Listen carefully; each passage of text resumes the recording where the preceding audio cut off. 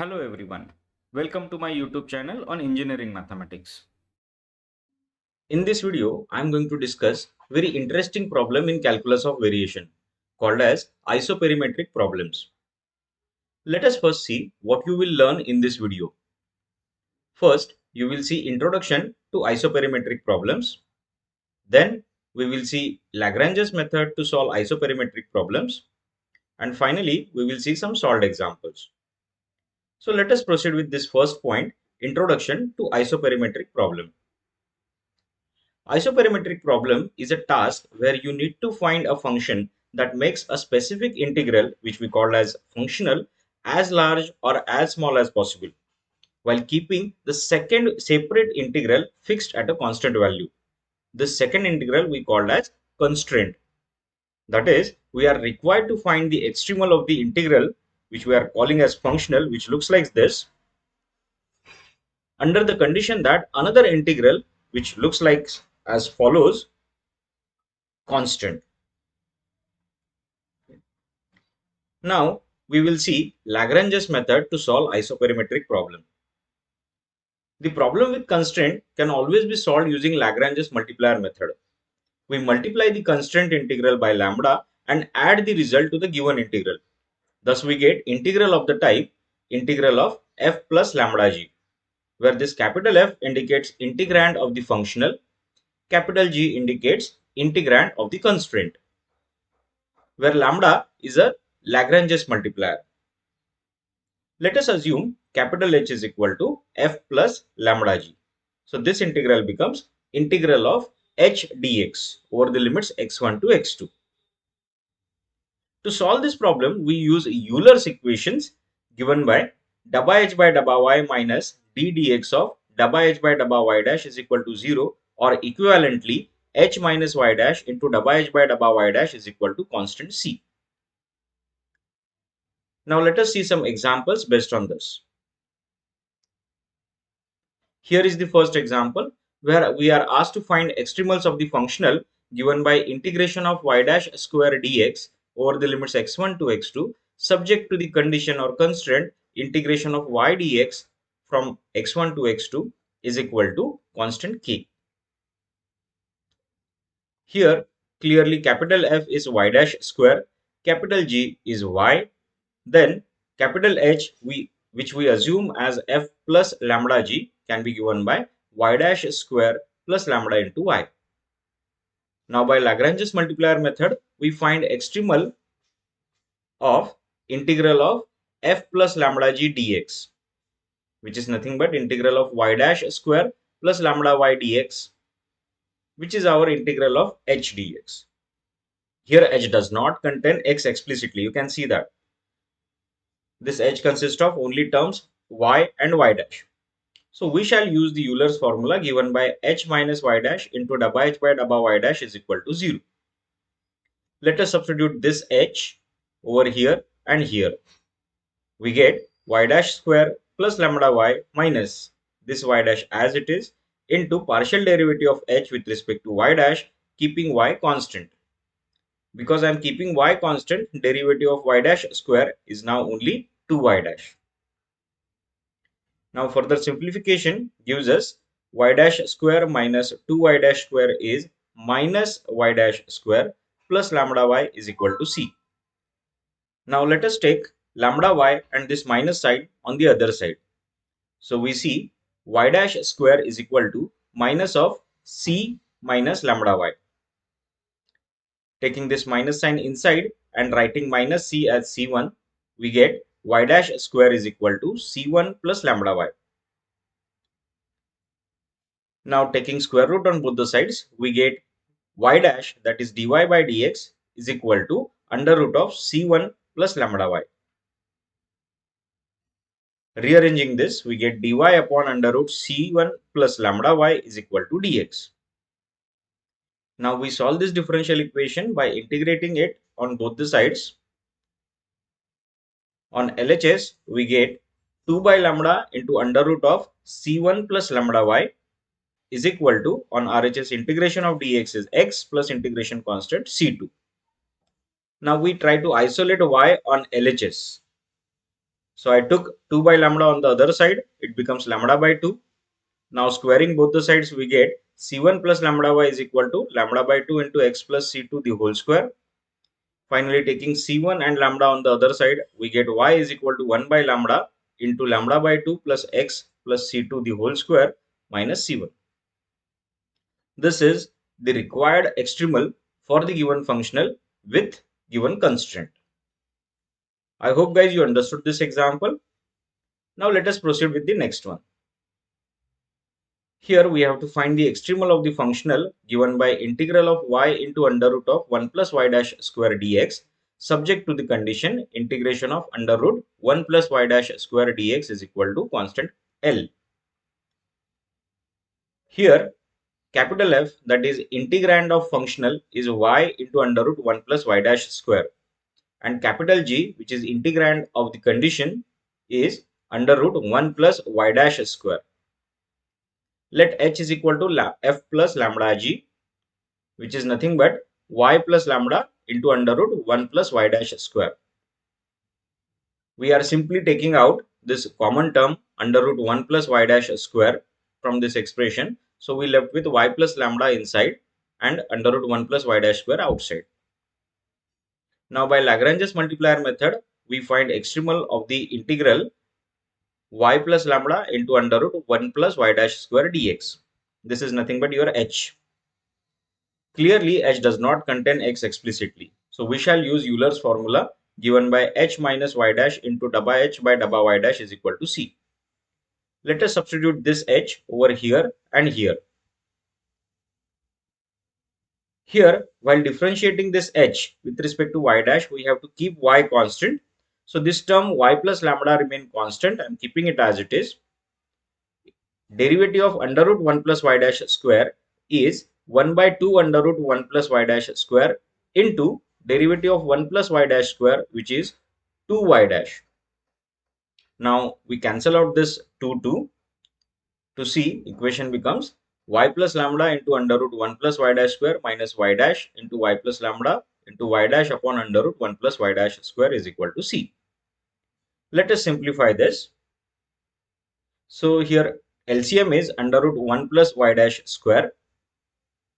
1 under root 1 plus y dash square is missing over here.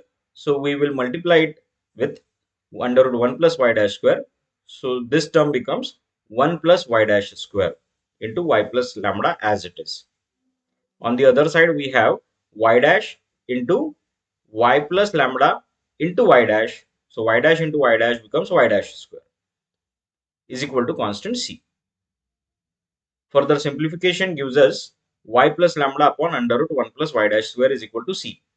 It can be seen clearly. Y plus lambda is common, you can take it out. Inside the bracket, you are left with 1 plus y dash square minus y dash square.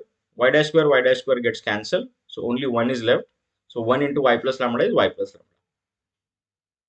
Further rearrangement gives us y plus lambda is equal to c into under root 1 plus y dash square.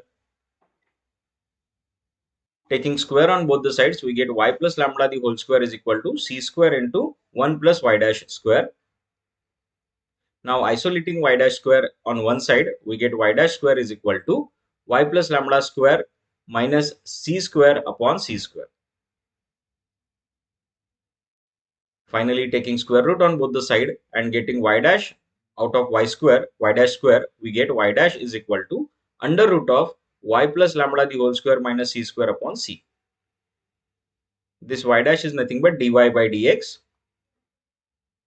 Now rearranging the terms, taking dx on the other side, we get c upon under root y plus lambda square minus c square dy is equal to dx.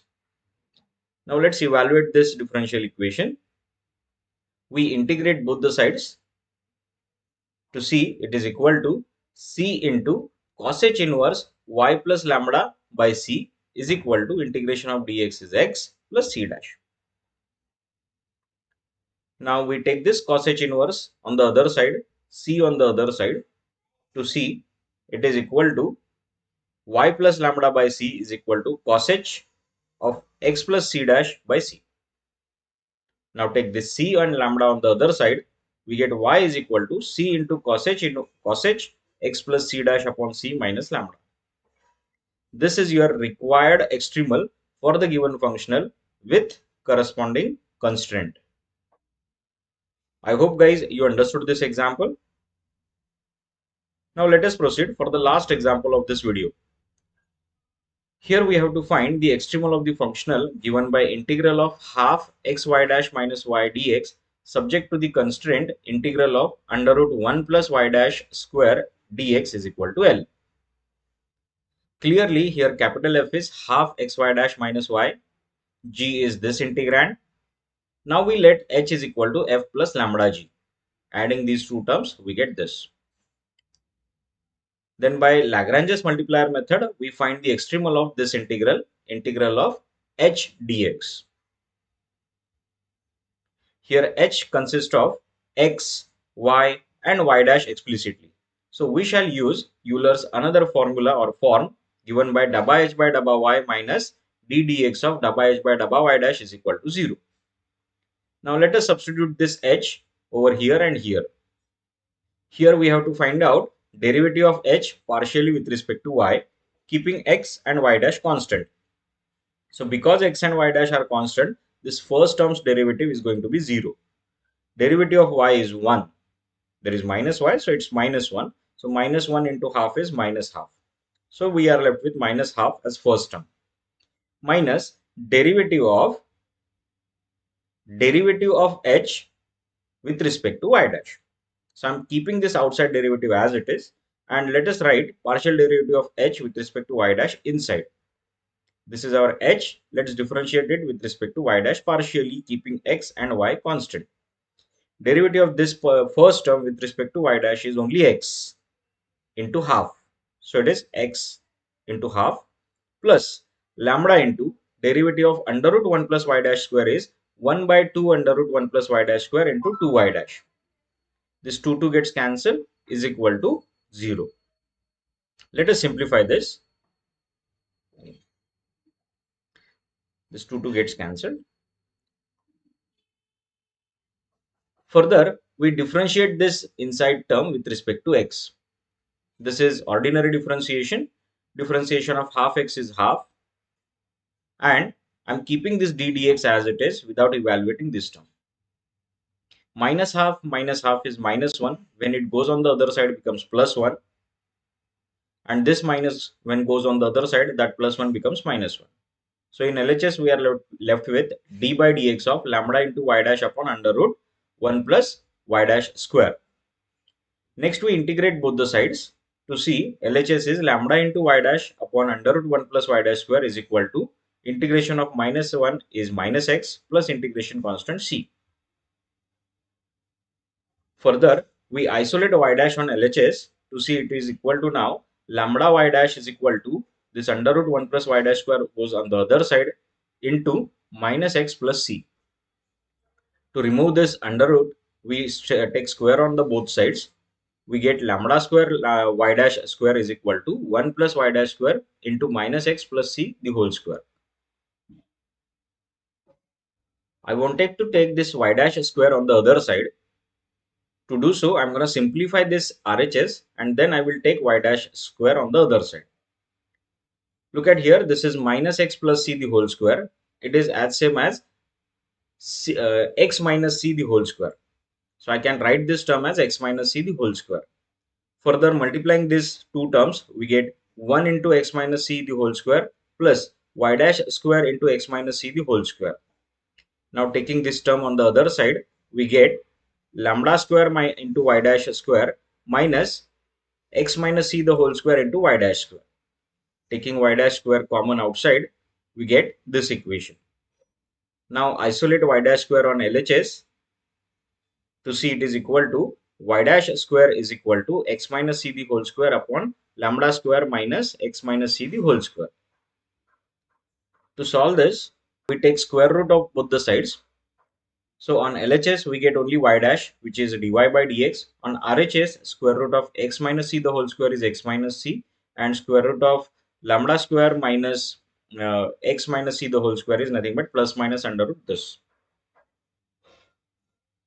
Now rearranging these terms, we get dy on LHS, dx on the other side. And to solve this, I'm going to substitute lambda square minus x minus c the whole square as z. Differentiating this equation, we get 2 times x minus c dx is equal to dz. I guess there has to be minus sign outside this. Then taking this 2 on the other side, we get x minus c dx is equal to dz by 2. So now you can replace this x minus c dx with dz by 2 and that denominator by only z. So we get dy is equal to dz upon plus minus 2 under root z. Now we integrate both the sides. Integration of dy is y, 1 upon plus minus 2 as it is. Integration of 1 by under root z with respect to z is under root z upon minus half plus c1. This half half gets cancelled. So we get y is equal to plus minus under root z plus c1.